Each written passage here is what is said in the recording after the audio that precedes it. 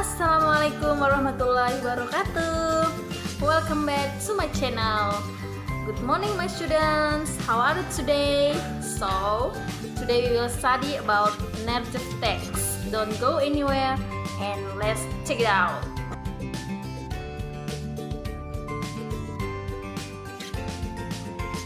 The question is, what is narrative text? Narrative text is an imaginative story to entertain people. Jadi naratif teks itu sendiri artinya cerita imajinatif untuk menghibur orang-orang. Lebih singkatnya, cerita-cerita imajinasi atau fiktif yang bersifat hanya untuk menghibur pembaca atau pendengar. Next, kita masuk pada kinds of narrative text. Di sini adik-adik perlu ketahui ya, narrative text itu biasanya berupa cerita imajinatif atau fiktif. Contohnya seperti berikut ini: fairy tale yang artinya dongeng, kemudian folk tale artinya cerita rakyat, myth itu artinya mitos, fable, dan terakhir adalah legend artinya legenda. Untuk pengertiannya sendiri akan ibu paparkan pada slide berikutnya. Check it out. Adik-adik, sekarang kita masuk pada different and example of fairy tale, folk tale, myth, fable, and legend. Oke adik-adik, fairy tale sendiri artinya cerita rakyat yang biasa disebut sebagai dongeng atau cerita anak-anak yang bersifat menghibur dan mengandung nilai pendidikan. For example, Cinderella, Harry Potter, or Snow White. The second is folk tales atau cerita rakyat. Untuk pengertiannya sendiri artinya cerita yang dituturkan dari turun-temurun dan dipercayai adanya dalam suatu masyarakat hingga saat ini.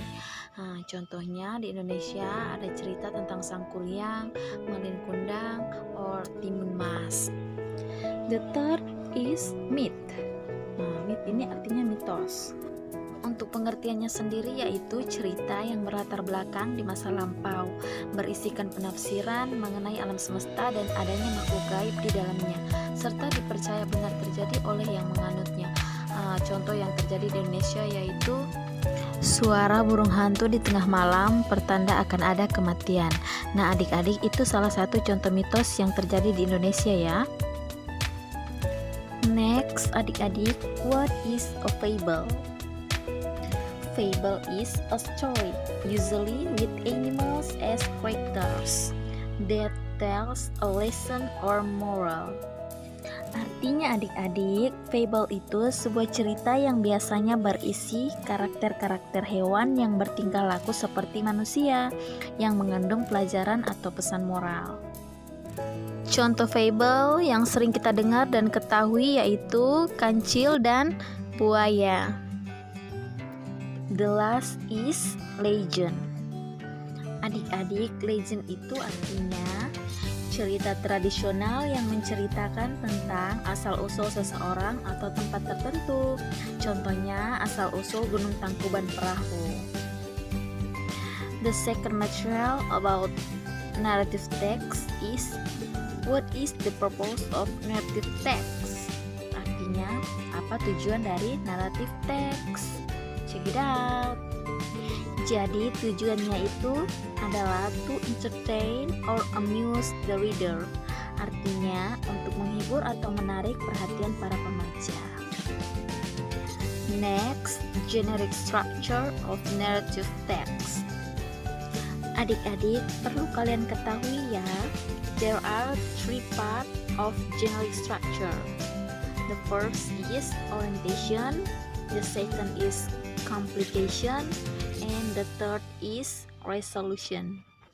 Untuk penjelasannya sendiri akan ibu paparkan pada slide berikutnya adik-adik.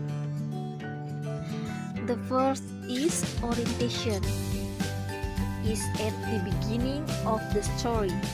It tells us who, what, when, and where. Jadi adik-adik, orientation juga biasa disebut dengan pendahuluan. Isinya tentang siapa, kapan, di mana suatu cerita itu ditetapkan. The second is complication. Is in the middle of the story. It tells us about the problem in the story. So, adik-adik, complication itu biasa juga disebut dengan klimaks. Nah, bagian ini biasanya ada pada pertengahan cerita. Bagian ini menceritakan tentang awal masalah yang menyebabkan puncak masalah, atau yang biasa disebut dengan klimaks.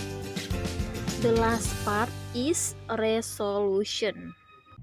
So, adik-adik, resolution is the problem is resolved, either in a happy ending or in a sad ending.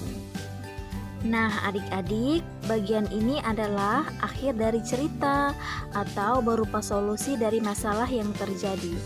Nah, biasanya masalahnya berakhir dengan bahagia atau happy ending, dan bisa jadi juga bad ending. Itu tadi merupakan penjelasan Ibu tentang generic structure of narrative text. Nah, adik-adik, sekarang kita masuk pada the language features of narrative text.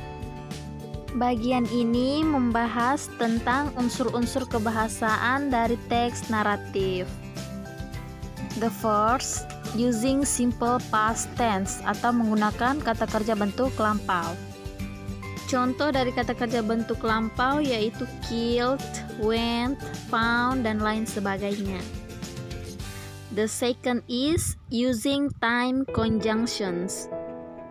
Time conjunction artinya kata penghubung yang menunjukkan waktu. Contohnya then, before that, when, finally. Then itu artinya kemudian. Before that, setelah itu. When, ketika. Finally, akhirnya. The third is using adverb of time. Adik-adik pasti tahu kan, adverb of time itu artinya keterangan waktu. Ini sering kita temukan pada paragraf awal pada cerita. Contohnya, once upon a time, pada zaman dahulu kala, one day, suatu hari, etc. dan lain-lain. The fourth is using action verbs atau kata kerja tindakan. Contoh dari action verbs yaitu killed, dug, walk, etc. The last is using direct speech. Direct speech artinya ucapan langsung. Contohnya adik-adik, you should go now, said Alim. It's mean, kamu harus pergi sekarang, kata Alim. Itu merupakan salah satu contoh kalimat direct speech ya adik-adik. Berikut Ibu tampilkan salah satu contoh teks naratif beserta dengan penjelasan dari generic structure-nya. Adik-adik siap ya? Contohnya tentang legenda Sura and Baya. Adik-adik bisa membacanya sendiri ya. Nanti pada slide berikutnya baru Ibu terangkan sesuai dengan generic structure-nya. Adik-adik, dari cerita Sura dan Baya yang termasuk pada orientation atau bagian pendahuluannya yaitu pada paragraf pertama awal cerita. A long time ago there were two animals, Sura and Baya. Artinya pada zaman dahulu kala ada dua hewan yaitu Sura dan Baya. Pada bagian orientation ini mulai diperkenalkan tokoh-tokoh dalam cerita naratif teks. Pada bagian complication terdapat 2 poin masalah yang terjadi antara Sura dan Baya. Poin pertama yaitu then they fought for the goat. The second is Baya was very angry when he knew that Sura broke the promise. Masalah pertama yang terjadi pada cerita Sura dan Baya yaitu mereka bertarung melawan sang kambing. Masalah keduanya yaitu Baya sangat marah ketika dia mengetahui bahwa Sura melanggar perjanjian yang telah mereka buat. Kemudian bagian resolutionnya yaitu Surah finally gave up and went back to the sea. Baya was happy. Akhir dari ceritanya yaitu Surah akhirnya menyerah dan kembali ke laut. Nah, Baya kemudian hidup dengan bahagia. Itu adalah contoh salah satu teks naratif. Dengan penjelasan salah satu contoh teks naratif berikut ini, selesai sudahlah penjelasan Ibu tentang teks naratif. So my students, I think that's all my explanation about narrative text. Goodbye and see you on next video. Thank you very much and wassalamualaikum warahmatullahi wabarakatuh.